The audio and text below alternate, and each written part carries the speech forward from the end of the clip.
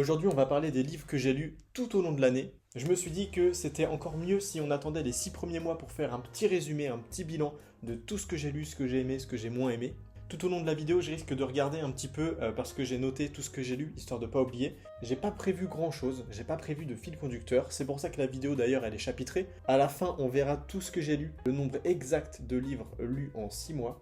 On va commencer donc par parler de tous les mangas que j'ai lus. Alors pour les mangas, j'ai lu vraiment beaucoup de choses, bien différentes les unes des autres. Déjà, Last Hero Inuyashiki, les tomes 8 à 10, Nine Peaks, les tomes 5 à 10, Dragon Ball Full Color, le tome 4 et le tome 1 et 2 des sagas qui étaient en cours. Blue Wolves, j'ai terminé la série, donc les tomes 13 et 14. Les deux premiers tomes d'Astro Royal, le tome 2 et 3 de Dragon and Tribe, le tome 17-18 de Dandadan, Frieren 4 à 9, Kegurabachi 7 et 8, Kechi Akuta le tome 5 à 15, donc ça vous allez voir, je vais en reparler mais j'ai beaucoup lu. Chainsaw Man pareil j'ai beaucoup lu, j'ai lu le tome 14 à 21, Centuria le tome 3, Blue Box le tome 11, Black Clover le tome 37, Kaiju Number 8 le tome 16, donc le dernier tome, Blue Lock pareil je m'y suis remis tome 21-28, et Monster les 6 premiers tomes. Ça fait donc un total de 64 mangas. Alors, mon année, elle a été un petit peu fracturée par série, parce que plutôt que de m'éparpiller partout, je souhaitais vraiment faire des marathons, si on peut dire, mais vraiment me focaliser sur une série pour ne pas trop divaguer et donc perdre le fil de certaines intrigues. Donc début de l'année, j'ai fini Last Hero Inuyashiki, que je peux conseiller si vous aimez les seinen. Ça m'a pas forcément trop marqué, mais c'était quand même assez agréable. Dans les seinen, je vois que j'ai aussi bien avancé Nine Peaks, c'est-à-dire que maintenant je suis à jour. Pareil, en seinen, j'ai Dragon and Tribe, que je conseille parce que c'est magnifique. Je peux conseiller si vous aimez les seinen et les dragons. Chainsaw Man, qu'on peut plus ou moins considérer comme un seinen, ça dépend de notre point de vue. Donc ça, je me suis mis à jour, ça faisait au moins 3 ans que je m'étais arrêté, peut-être 2-3 ans que j'avais pas relu. Après, là, on va parler aussi de certains mangas où je me suis vraiment remis aussi à jour parce que c'était des choses que j'avais achetées il y a longtemps. J'avais acheté quoi, les 2-3 premiers tomes et j'avais vraiment jamais trop continué. C'est Frieren, Gachi Akuta aussi. Je les ai lus et en fait, surtout Gachi Akuta, ça m'a vraiment happé. Là, je suis carrément à jour. C'est incroyable. C'est peut-être sûrement le shonen qui me procure le plus de plaisir à lire, si on met de côté One Piece toutes les semaines, enfin presque toutes les semaines. Donc Gachi Akuta, incroyable. Et là je me rends compte qu'en fait je vous résume pas les œuvres. N'hésitez pas à me dire si ça vous gêne ou pas. Parce que c'est vrai que la plupart des œuvres là que je cite, c'est des choses qui me paraissent être connues de tout le monde. Donc si vous préférez que je vous fasse des résumés de chaque œuvre, sachant que là quand même il y en a au moins une vingtaine, c'est vrai que ça va être un peu long, mais n'hésitez pas quand même à me le dire. Sinon, je vais reparler très brièvement. Pareil, Blue Lock, je me suis remis à jour. Au début, j'ai eu un peu de mal. Je trouvais que c'était un peu tiré par les cheveux, même si c'est tiré par les cheveux, mais une fois que tu occultes un petit peu ça, tu te rends compte qu'en fait, c'est une bonne œuvre. Les dessins sont magnifiques. C'est du shonen tout craché, hein. On est habitué à ça. Mais pour autant, c'est hyper agréable à lire. Et sinon, le seinen que je lis en ce moment et qui est pour moi un de mes seinen préférés avec Berserk, c'est Monster. J'avais déjà lu du Urasawa avec 20th Century Boy. Les dessins, c'est du Urasawa, donc ça change pas d'habitude, hein, c'est toujours aussi bien. Ça, je le conseille à tout le monde si vous aimez les thrillers ou si vous aimez tout simplement Urasawa mais que vous ne l'avez pas lu. J'en ai fait une petite vidéo, je vous conseille de la regarder si vous avez le temps, elle dure même pas une minute. Et là, du coup, je fais un petit résumé de cette œuvre-là. Donc ça, c'était pour les mangas. Comme j'ai dit, j'en ai lu 64 ou un peu plus, enfin je sais pas, j'ai peut-être pas mis à jour le nombre. Et là, on va passer aux romans.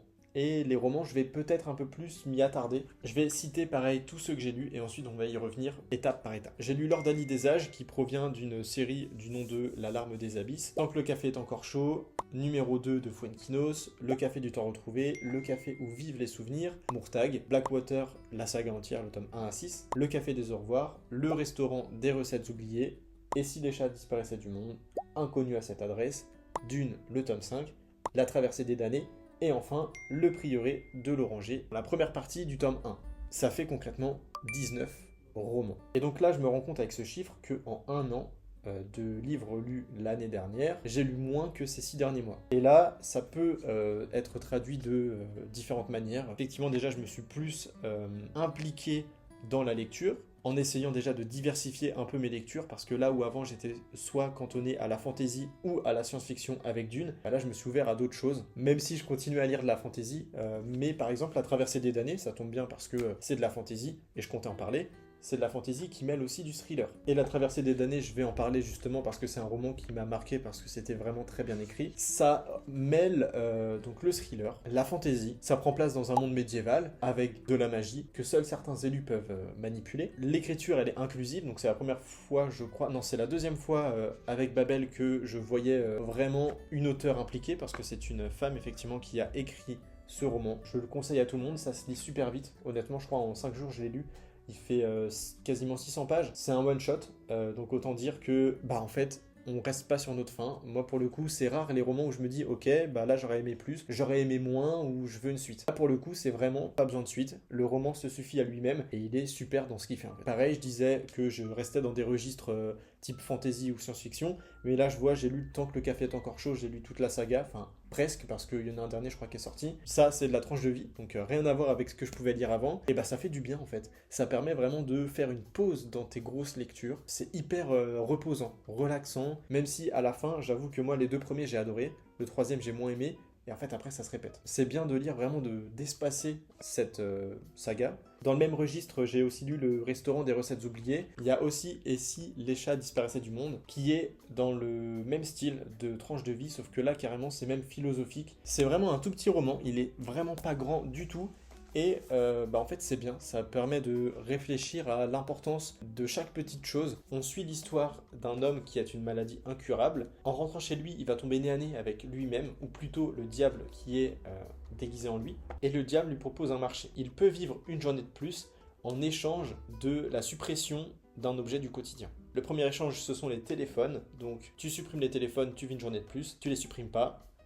Et donc l'histoire, elle prend place du lundi au samedi.